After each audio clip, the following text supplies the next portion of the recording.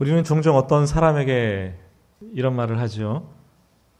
저 사람은 기본기가 안 됐어, 기본기가. 저 사람은 정말 기본이 되어 있네. 기본이란 말을 우리는 써서 사람을 평가를 합니다. 기본은 중요합니다. 공부를 해도, 운동을 해도, 노래를 불러도, 일을 해도 기본기가 중요합니다. 제일 처음부터 기본기를 다져주지 않는다면 시간이 지나면 그냥 제멋대로 하는 거예요. 곧 한계 상황에 부딪히게 되고 더 이상 성장하지 않게 됩니다. 정체될수록, 그리고 어려울수록, 위기에 처한 때일수록 다시 기본으로 돌아가는 것, 그것만큼 중요한 것이 없습니다. 신앙생활도 오래 하다 보면은 형식적이 되고 매너리즘에 빠집니다. 그리고 영적 위기가 찾아오지요.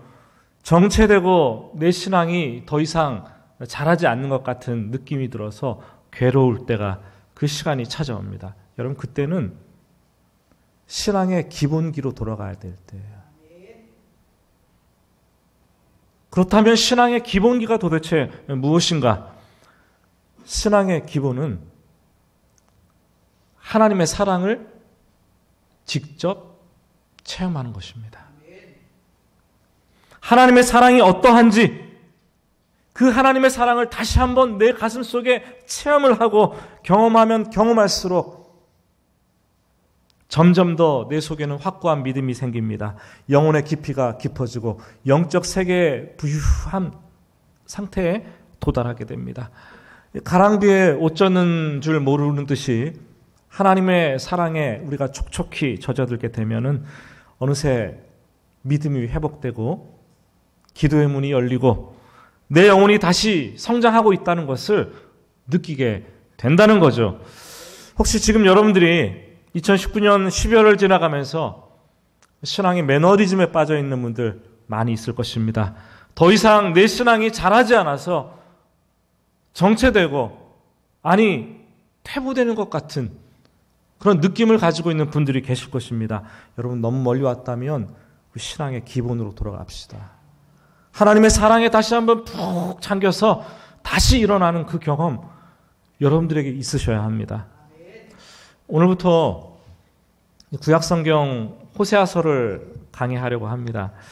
호세아서 말씀은 우리가 신앙의 기본기로 돌아가도록 하나님의 사랑에 우리를 계속 접촉하도록 만들어줄 것입니다. 저는 호세아서를 강의하는 동안 여러분들의 굶주린 영혼들, 목마른 영혼들 다시 한번 하나님의 사랑으로 풍성하게 채워지고 다시 한번 일어나는 그런 은혜를 체험하게 되시기를 예수님의 이름으로 축복합니다. 호세아는 굉장히 오래된 사람이에요. BC 8세기경, 예수님 태어나기 전에 대략 750년 전에 있었던 인물입니다. 이 북이스라엘에서 활동했던 선지자인데 호세아, 이름이 좀 독특하죠? 그런데 성경에 나오는 여호수아, 예수아, 심지어 신약에 우리가 믿는 예수, 다 똑같은 구원이라는 뜻입니다. 어원이 똑같아요. 여호와는 구원이시다 라는 말의 줄임말입니다. 이 구약에 선지서가 많이 있는데 선지서를 기록한 거의 모든 선지자들이 남쪽 유다 출신의 선지자들이었습니다. 그리고 유다에서 활동을 했어요. 북쪽 이스라엘에서 활동했던 선지자는 딱 둘이 있습니다. 하나는 아모스요, 또 하나는 오늘 우리가 보고 있는 호세아 선지자입니다. 아모스는 남유다 출신이었지만 북쪽으로 건너가서 활동을 했고, 호세아는 북이스라엘 출신으로서 북이스라엘에서 활동을 하며 하나님의 말씀을 전했습니다. 그래서 그런지 호세아서를 읽어보면은 북이스라엘에 대한 안타까움과 이 애착이 굉장히 구구절절 드러나는 것을 우리는 보게 됩니다. 1절 말씀을 눈으로 보시기 바랍니다. 호세아의 시대적인 배경을 말을 하는데 먼저 남쪽에 유다 왕들의 4명의 이름이 나옵니다. 우시야, 요담, 아하스, 히스기야. 모두 다 선한 왕들이에요. 착한 왕들입니다. 그때 북이스라엘의 왕은 요아스의 아들 여로보암이었다라고 얘기를 합니다. 이스라엘의 13대 왕이었던 여로보암 2세였습니다. 여로보암 어디서 많이 듣던 이름이에요. 솔로몬 이후에 이스라엘이 남과 북으로 나누어질 때, 갈라질 때 북이스라엘의 처음 왕이 바로 여로보암이었습니다. 통상 우리는 여로보암 1세라고 부릅니다. 남과 북으로 분단되었을 때 북이스라엘 사람들이 자꾸 남쪽으로 넘어갑니다. 지금도 북한 사람들이 자꾸 남쪽으로 넘어오는 것처럼 이건 비교할 정도가 안 됩니다. 예배드리는 큰 절기가 되면 북이스라엘 사람들이 그냥 남쪽으로 가는 거예요. 왜요? 거기에 예루살렘 성전이 있기 때문에. 여로보암 1세가 통치를 하면서 마음이 다 백성들의 마음이 남유다로 뺏기는 것을 보고 마음이 불안합니다. 그래서 베델과 단 두 곳에 금송아지를 제단을 만들고 금송아지를 세웁니다. 그리고 말을 하죠. 이것이 우리를 구원해낸 여호와 하나님이다. 예루살렘에 갈 필요가 없다. 여로보암 1세는 북이스라엘을 음란의 길과 영적 간음의 길로 접어들게 만들었던 장본인이었어요. 오늘 말씀에 나오는 여로보암, 북이스라엘의 왕의 이름도 호세아 시대의 왕의 이름도 여로보암이었어요. 여로보암 2세입니다. 이 여로보암 2세가 이스라엘을 다스리는 동안 경제가 엄청나게 부해집니다. 부국이 되는 거예요. 산업이 발달하게 되고 이전에 주변 나라에 빼앗겼던 영토를 모조리 다 회복합니다. 태평성대를 누리면서 솔로몬 시대만큼 부귀영화를 누리게 되었습니다. 정치, 경제, 사회적으로 번영의 시기였습니다. 놀랍게도 그가 41년을 통치하면서 역사적으로 최고의 전성기를 누립니다. 그런데 문제는 여로보암 1세처럼 또다시 이스라엘을 영적인 간음과 음란으로 황폐화시키는 그런 상태로 몰아갑니다. 하나님을 예배하는데 하나님만 예배하는 것이 아니라 바알과 아세라를 섬기라고 얘기를 합니다. 금송아지를 만들어 놓고 하나님이라고 얘기를 합니다. 하나님을 섬기지 말라는 거 아니에요. 같이 바알을 섬기자는 거예요. 아세라도 섬기자는 거예요. 당시에 그 북이스라엘에 만들어 놓은 동상에 쓰인 글자를 보면 이런 글귀가 쓰여 있답니다. 하나님 여호와와 그의 아내 아세라가 너를 축복하기를 원한다. 이게 무슨 말입니까, 여러분? 하나님과 아세라가 남편, 부부라는 거예요. 서로 아내라는 거예요. 하나님은 가장 싫어하는 것이 있는데 하나님을 섬기면서 또 다른 신들을 섬기는 것 가장 싫어합니다. 그냥 아예 다른 신들을 섬기면 괜찮아요, 더. 근데 하나님을 안 섬기는 것도 아닌데 하나님을 섬기면서 또 다른 신들을 또 섬기는 것.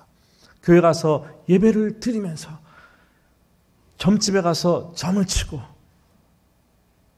무당에게 가서 구슬하고 이런 것들을 우리는 싱크러티즘, 혼합주의라고 얘기합니다. 혼합주의. 하나님이 가장 싫어하는 거예요.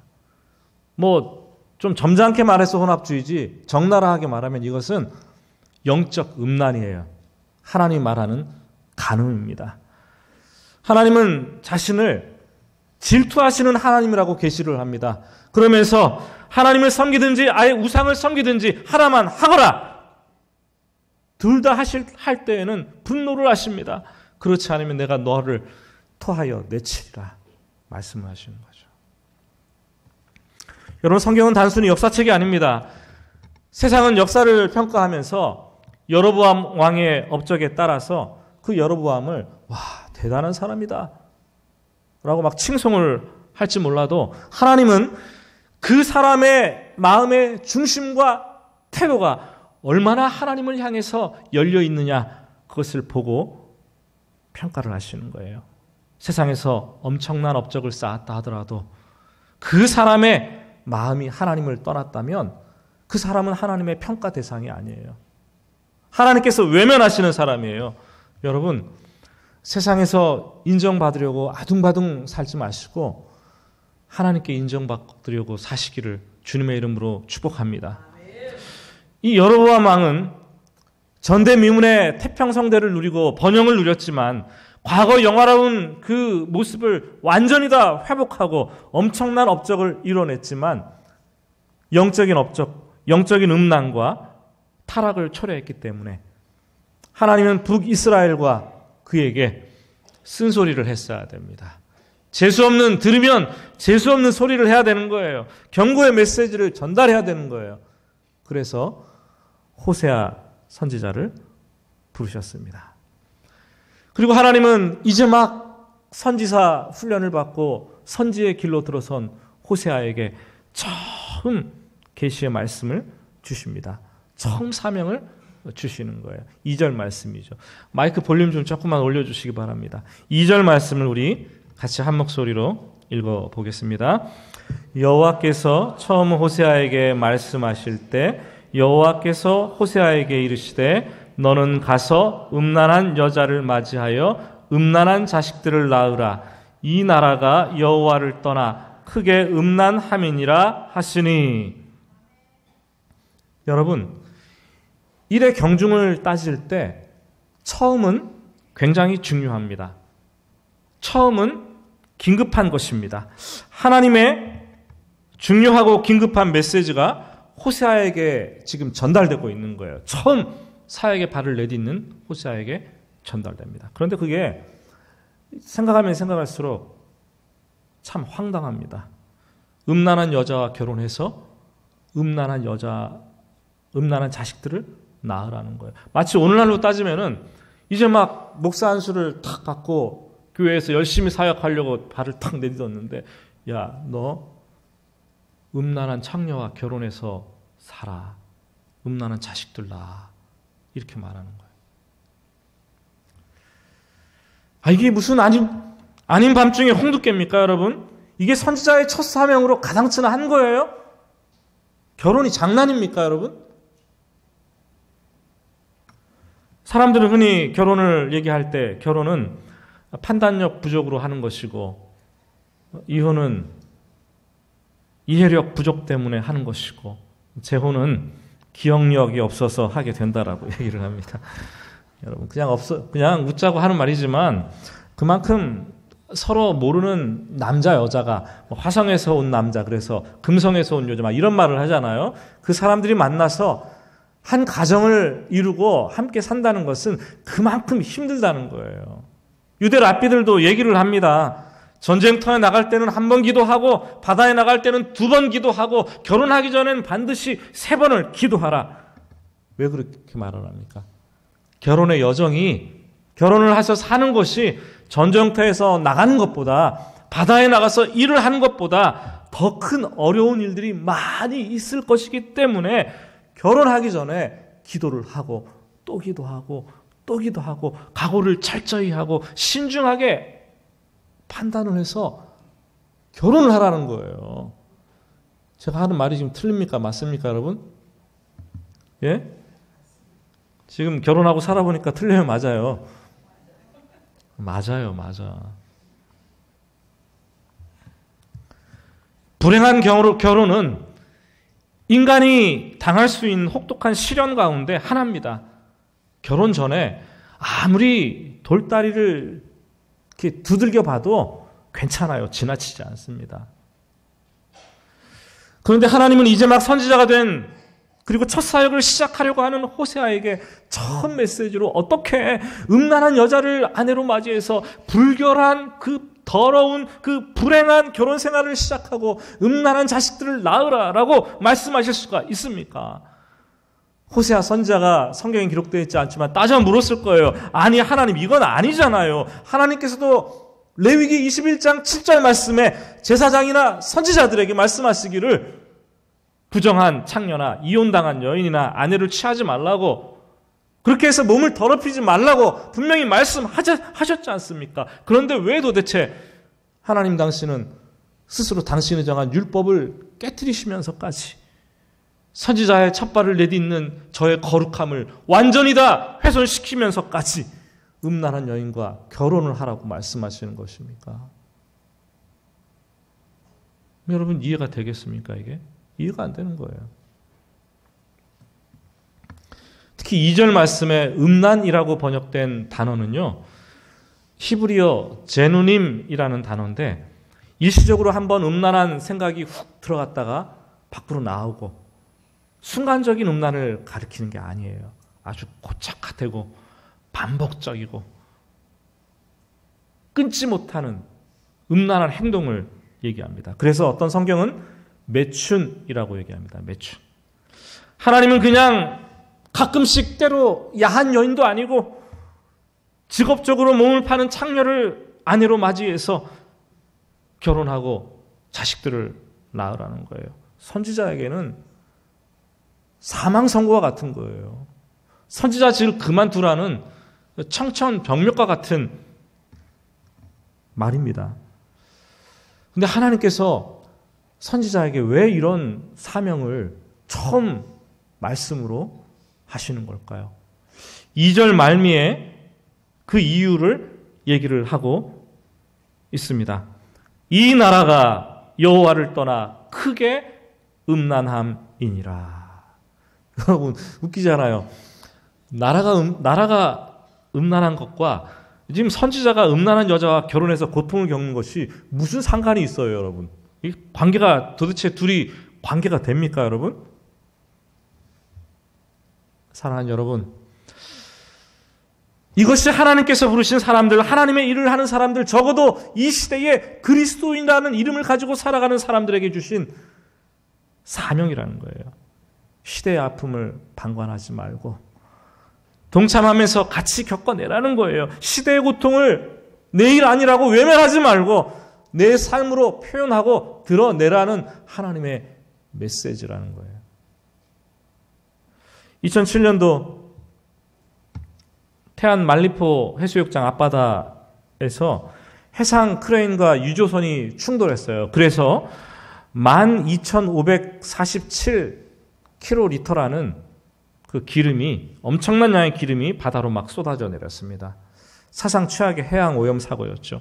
검은 타르 덩어리들이 그 바닷가에 막 둥둥 완전히 기름때가 되어서 떠다니고 그 해안을 오염시켰습니다. 그때 시민단체들과 개교회에서 많은 교회들이 자원봉사단을 꾸렸습니다. 그리고 가서 뭐 우비도 있고 장갑도 하고 뭐 다 여러 가지 장비를 준비해 가서 막 돌을 깨끗하게 닦고 해안을 청소하고 갯벌을 깨끗하게 일구는 그런 일들을 했습니다. 그때 참여하신 분 한번 손 들어보세요. 더러 있네요. 약 150만 명이 참여를 했대요. 150만 명. 2014년 4월 16일 476명을 태운 세월호가 진도 부근 해상에서 전복돼서 침몰을 되는 일이 일어났습니다. 이 사고로 304명이 죽었어요. 그 사망자들 가운데 대다수는 어린 단원고등학교, 안산의 단원고등학교 학생들이었습니다. 인재였죠.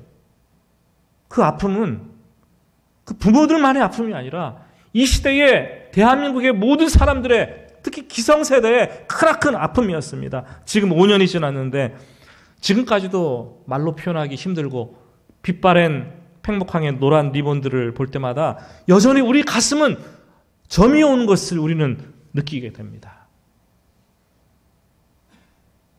팽목항에 한 번이라도 가신 분 한번 손 들어보세요. 더러있네요. 2019년 올해 가을 광암과 서초동에서 보수와 진보가 나누어서 저마다 촛불 들고 태극기를 들고 시위를 했습니다.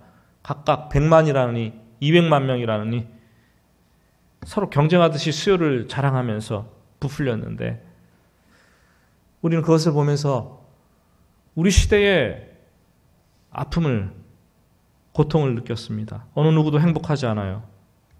사랑하는 여러분, 시대의 아픔과 사건 속에서 그것을 바라보면서 교회 예배당에 앉아서 조용히 간절히 기도를 드리든, 사고의 현장에 나가서 자원봉사를 하든, 아니면 광장에서 뛰어나가서 우리가 두 손 들고 외치든, 그건 각자의 몫입니다. 각자의 몫이에요. 각자의 분량에 따라서 하는 거죠. 그런데 하나님은 정말 우리에게 중요한 것을 놓치지 말라고 하십니다. 이 시대의 아픔이나 이 시대 우리나라의 영적인 상황을 나와 무관한 것처럼 방관하거나 외면하지 말라는 거예요. 여러분, 외면해서는 안 된다는 거죠. 하나님은 우리 성도들이 아버지의 마음을 품고 이 나라와 민족을 바라보면서, 이 시대를 바라보면서 같이 아파하고 같이 눈물을 흘리며 각자의 삶의 현장에서 자기 자신만의 모습으로 표출해내기를 원하시는 거예요. 저는 여러분들이 그렇게 되기를 원합니다. 하나님은 자기가 정한 율법을 깨트리면서까지, 자기가 세운 선지자의 삶을 희생시키면서까지, 그를 세상의 조롱거리로 만들면서까지 이 시대의 아픔을 드러내고 치유하기를 원하십니다. 나라의 영적인 음란을 회복하기를 원하신다는 거죠. 이스라엘을 여전히 사랑하신다는 말씀을 하고 싶으셨습니다. 말로 안 되니까 선지자의 삶을 통해서 세상에 보여주기를 원하셨다는 거예요. 호세아는 자신의 불행한 결혼을 하나님께서 그 시대에 주시는 메시지로 사용하기를 원하신다는 것을 깨달았습니다. 그리고 순종을 하죠. 호세아는 따로 말씀을 준비할 필요가 없었어요. 저도 매주마다 하나님 말씀을 준비하는 거 진짜 어렵거든요. 그래서 때로는 막 생각을 해요. 내가 목사가 안 되고 그냥 세상에서 가르치는 자가 되면 그냥 이렇게 매년 해마다 똑같은 것 가르치고 뭐 학기마다 가르치면 되는데, 이게 목사를 해가지고 매주마다 말씀을 막 준비하니까 힘들잖아요, 여러분. 이게 얼마나 힘든지 아세요? 예? 좀 격려 좀 해주세요, 좀 저. 예. 그렇다고 박수를 치르면 안 되고요. 그런데 이 호세아는 말씀을 준비할 필요가 없는 거예요. 왜요?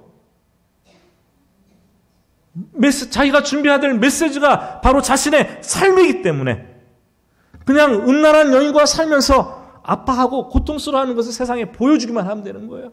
긴밤 지새우며 눈물을 흘리고 괴로워하고 아파하면서 이 삶의 모습을 세상 사람들에게 보여주기만 하면 그것이 메시지가 되는 거예요. 그것을 준비하기만 하면 되는 거예요. 그의 사명은 이스라엘의 영적 음란 때문에 하나님 아버지께서도 자기처럼 그렇게 괴로워하며 고통 가운데 있다는 것을 그냥 삶으로 열어서 보여주기만 하면 되는 거예요. 여러분, 저도 그렇고 여러분들도 그렇고 말로 메시지를 전하는 것도 중요하지만 삶의 메시지를 증거하시기를 주님의 이름으로 축복합니다.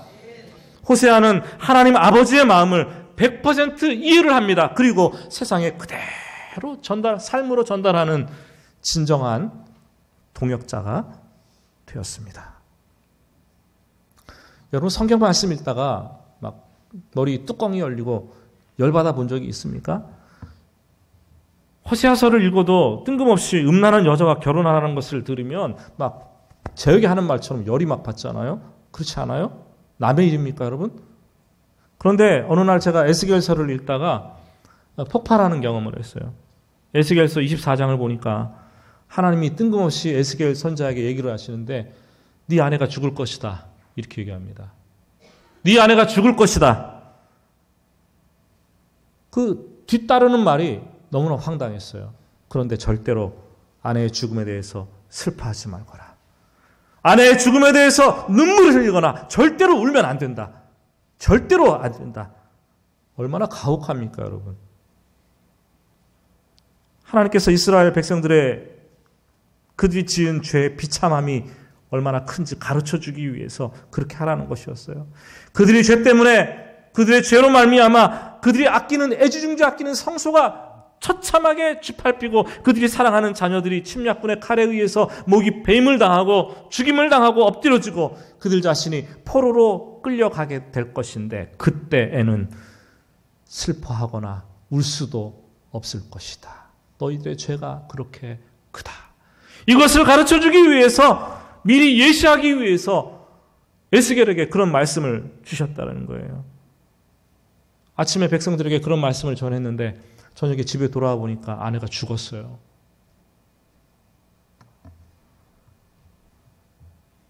실제로 아내가 죽었는데 에스겔 선지자는 하나님의 말씀을 순종해야겠습니다. 아내의 죽음 앞에서 슬퍼하지 않았어요.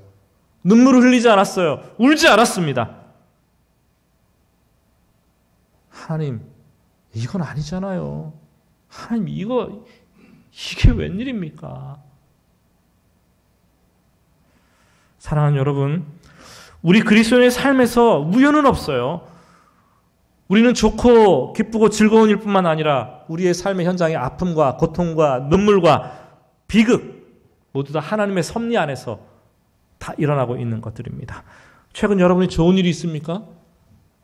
좀 같이 나눕시다. 하나님께 영광을 돌려드립시다. 최근 여러분들이 사건과 어떤 비극 때문에 아픔과 고통을 경험하고 있습니까? 하나님은 그것들을 통해서도 하나님 아버지의 마음을 세상에 알리기를 원해요.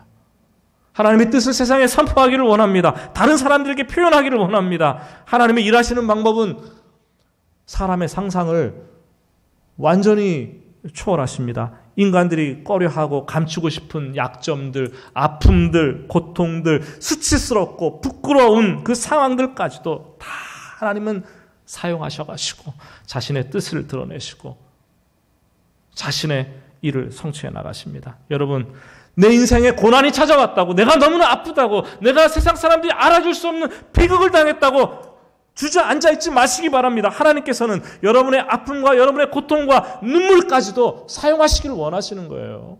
하나님께서 사용하시도록 내어드리시기 바랍니다. 그것이 우리 그리스도인들에게 주신 이 시대를 살아가는 바로 소명인 것입니다. 그렇게 내가 경험하는 아픔과 고통과 눈물을 세상 사람들과 나누고 세상의 삶으로 드러내다 보면 어느새 하나님 아버지의 마음이 내 마음이 되고 내가 진정한 하나님과의 동반자로서 이 땅을 살아가게 되는 거예요. 3절 말씀을 보세요. 3절 말씀에 그 여인의 이름이 나와 있습니다. 음란한 아내의 이름 고멜입니다. 여러분 입장을 바꿔서 한번 생각해 봅시다. 여러분이 고멜이에요. 제가 고멜입니다. 그런데 이 고멜이 선지자와 결혼하는 것 이게 좋겠습니까, 여러분? 이게 격이 안 맞아도 너무 안 맞잖아요, 이게. 예? 뭐 고멜이라고 나랑 결혼하자 선지자가 그러니까 얼씨구나 좋다 하고 막 달려가서 한숨에 안겨서 막 결혼하고 이렇게 결혼 생활을 즐겼을까요? 아닙니다. 처음에는 망설였겠죠. 그러다가 하자 조르니까 호세아가 조르니까 결혼을 했겠죠. 그리고는 예전에 입던 음란한 옷들, 이전에 했던 요란한 머리 색깔들, 입술을 붉게 물들였던 립스틱들 다 처분했을 것입니다. 거룩하고 정숙하게 자신의 삶을 바꾸려고 노력했을 것입니다. 그리고 외쳤겠죠. 이제 난 선지자의 아내입니다. 세상에 얘기했을 거예요. 난 선지자의 아내입니다. 고멜은 결혼과 동시에 자기 나름대로 최선을 다해서 선지자의 아내로 살려고 작정하고 노력했을 것입니다. 여러분 그런데 인생이 어디 자가 마음먹은 대로 됩니까, 여러분? 이전에 자기가 속해 있던 화류교의 사람들이 비웃습니다. 유혹합니다. 야, 네 주제에 무슨 경건한 선지자의 아내냐, 네가. 아내가 된다고? 야, 호박에 줄 긋는다고 수박 되냐? 송춘이가 솔잎을 먹고 살아야지. 안 그럼 죽어. 다시 여기로 돌아와. 유혹의 손짓을 내는 거예요. 손짓을 하는 거예요. 스스로 경건하다고 여기는 선지자의 친구들이, 사람들이 조롱함을 공격합니다. 저기 봐, 저 여자 좀 봐, 저 더러운 꼴에 선지자의 아내가 되었다고. 이게 가당치나 한 말이야? 고멜은 어느 누구에게도 사랑을 받지 못하는 인정을 받지 못하는 그런 상황이 되었을 것입니다. 결혼한 고멜의 마음은 치열한 전쟁터로 변해버립니다. 그리고 예전에 음란한 그 욕구들이 가득 쌓여 있었는데 그 욕구들이 자꾸만 분출되기 시작을 합니다.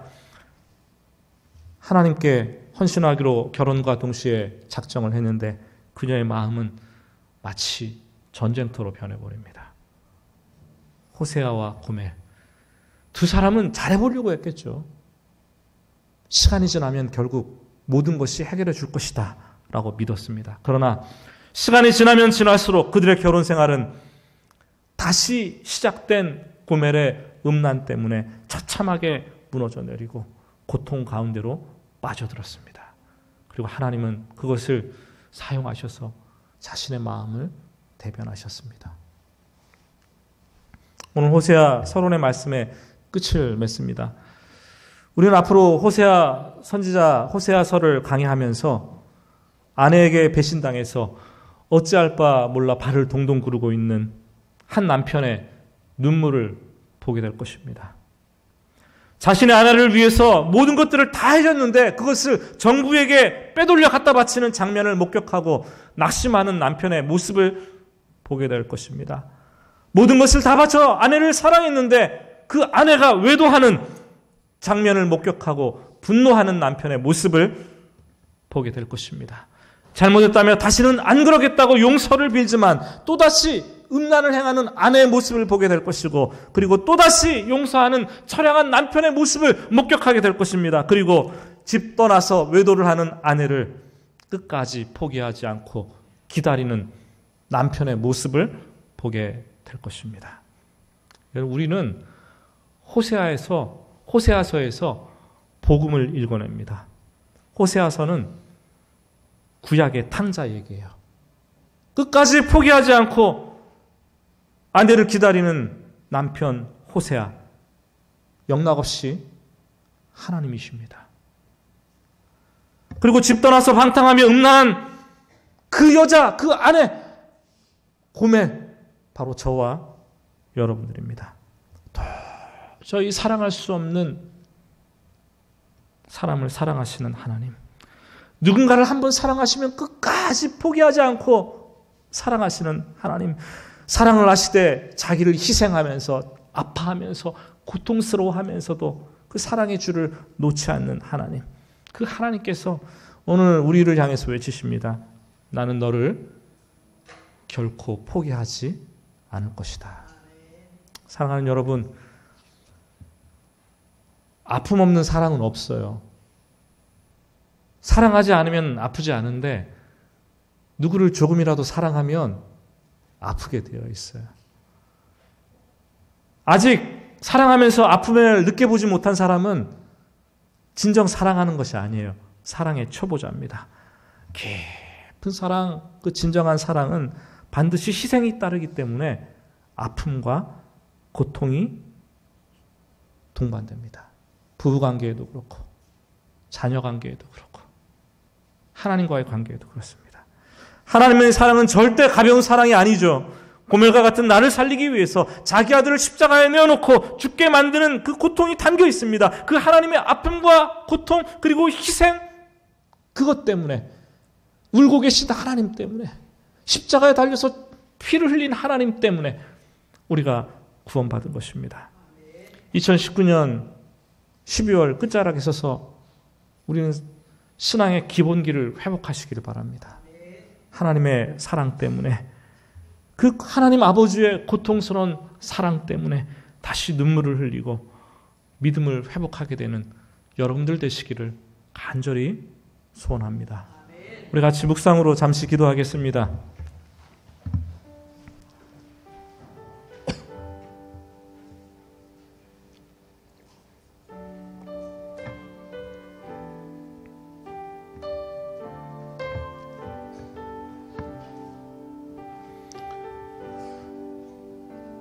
오늘 말씀을